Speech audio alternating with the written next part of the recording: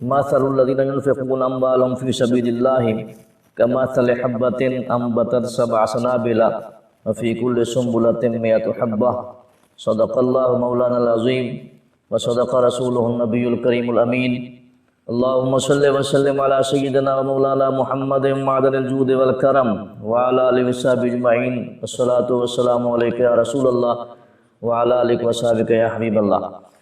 قرآن مبین فرقان حمید میں جب بھی غور کی نظر سے دیکھا جائے تو ایک چیز ملتی ہے انفاق فی سبیل اللہ، یعنی اللہ تعالیٰ کے رستے میں خرچ کرنا۔ تو یہ کتنا محبوب ہے رب تعالیٰ کا، یہ پسند کتنا ہے۔ مختلف مقامات پر سورۃ بقرہ شریف کی ابتدائی آیات کو اگر دیکھا جائے کہ ذالک الکتاب لا ریب فیہ ھدی للمتقین الذین یؤمنون بالغیب ویقیمون الصلاۃ ومما رزقناہم ينفقون۔ جب متقی کی علامات کا ذکر فرمایا تو ایمان بالغیب کے بعد نماز کا ذکر ہوا، اور نماز کے بعد مما رزقناہم ينفقون، جو کچھ ہم عطا کرتے ہیں ان لوگوں کو تو متقی وہ ہوتے ہیں جو ہمارے راستے میں خرچ کرتے ہیں۔ تو یہ ذکر ہوا۔ چوتھے پارے کی ابتدا کو دیکھیں، لن تنالوا البر حتى تنفقوا مما تحبون۔ تو یہاں بھی اسی بات کا تذکرہ ہے کہ جو چیز تمہیں پسند ہو، مومن وہ ہوتا ہے کہ جو پسند ہو اسے خرچ کرتا ہے رب تعالیٰ کے راستے میں۔ اور اگر صحابہ کرام علیہ رضوان کے متعلق جو آیات مقدسہ نازل ہوئی ہیں ان کو دیکھا جائے تو ایمان کے بعد جہاد، جہاد کے بعد انفاق فی سبیل اللہ کا ذکر سامنے آتا ہے۔ اور پھر جو قرآن اسلام کی جو بنیادی ارکان ہیں 5، کلمہ طیبہ کے بعد نماز، اور نماز کے بعد فوراً ذکر زکوٰۃ کا ہے۔ قرآن مبین نے بھی اسی تسلسل کو بیان فرمایا اکٹھا اتصال کے ساتھ کہ اقیموا الصلاۃ وآتوا الزکوٰۃ، کہ تم نماز قائم کرو اور زکوٰۃ دو۔ تو زکوٰۃ بھی رب کریم کی راہ میں خرچ کرنے کا نام ہے۔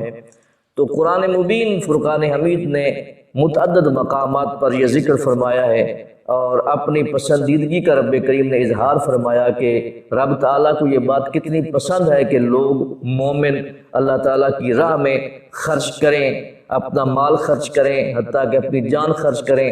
اور پھر ارشاد میں ان اللہ اشتری من المؤمنین، یہ آیت پاک اس بات کی گواہی ہے کہ رب کریم فرماتا ہے کہ میں نے مومنوں کے جان اور مال دونوں خرید لیے ہیں۔ تو اب یہ رمضان شریف کا مہینہ اپنے آخری ایام میں ہے، اور وہ 10 دن آخری جس کے متعلق حضور نبی پاک صلی اللہ علیہ وسلم نے ارشاد فرمایا کہ یہ دوزخ سے آزادی کے 10 دن ہیں۔ تو اس کے اندر صدقۃ الفطر بھی آخر میں ادا کیا جاتا ہے۔ تو صدقہ فطر کے متعلق صحابہ کرام علیہ رضوان، خصوصاً حضرت سیدنا عبداللہ بن عباس رضی اللہ تعالی عنہ، جو ارشاد فرماتے ہیں کہ نبی پاک علیہ السلام نے صدقہ فطر لازم فرمایا۔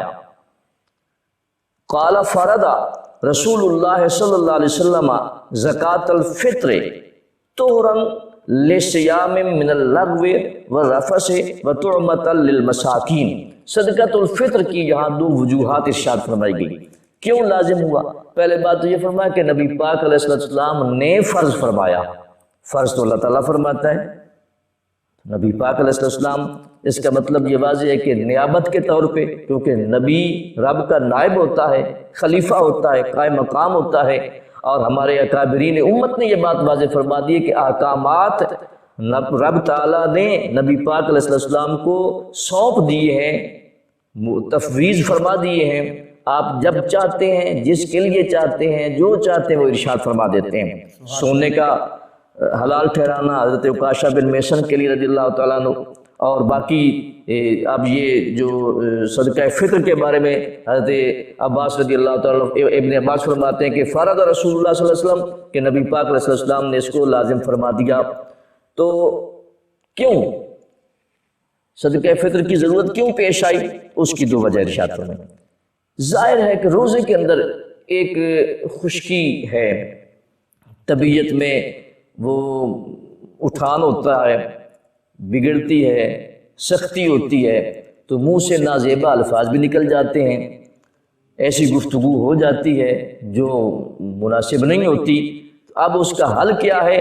تو فرما دیا کہ یہ روزے کے اندر جب ایسی گفتگو ہو تو جب صدقۃ الفطر دیا جائے گا تو یہ روزے کو پاک کر دے گا۔ سبحان اللہ۔ روزہ بندے کو پاک کرتا ہے اور صدقۃ الفطر یہ روزے کو پاک کرتا ہے۔ ایک تو یہ وجہ ہوئی۔ دوسری وجہ یہ ارشاد فرمائی کہ وَطُعْمَةً لِّلْمَسَاكِينِ، کہ غریبوں کے لیے، مسکینوں کے لیے خوراک کا انتظام ہو جائے گا، ان کے ساتھ ہمدردی اور ایک حسن سلوک، رواداری کا پہلو سامنے آئے گا۔ تو یہ اس صدقۃ الفطر کا جو فلسفہ ہے۔ اب یہ ہے کیا، اس کی تعریف کیا ہے، تو اس کے متعلق ذرا واضح فرماتے ہیں صدقۃ الفطر واجبۃ علی الحر المسلم اذا کان مالکا لمقدار النصاب فاضلا عن مسکنہ وثیابہ وفرشہ وصلاحہ وعبیدہ للخدمہ، کہ صدقۃ الفطر یہ واجب ہے۔ صدقۃ الفطر کیا ہے؟ واجب ہے۔ کس پر واجب ہے؟ آزاد مسلمان پر۔ ظاہر ہے عبادات اسلام میں داخل ہونے کے بعد لاگو ہوتی ہیں۔ جو شخص مسلمان نہیں ہے وہ چاہے جتنا بھی اچھا کام کرے اس کا فائدہ اس کو اگلے جہان میں قطعا نہیں ہو سکتا ہے۔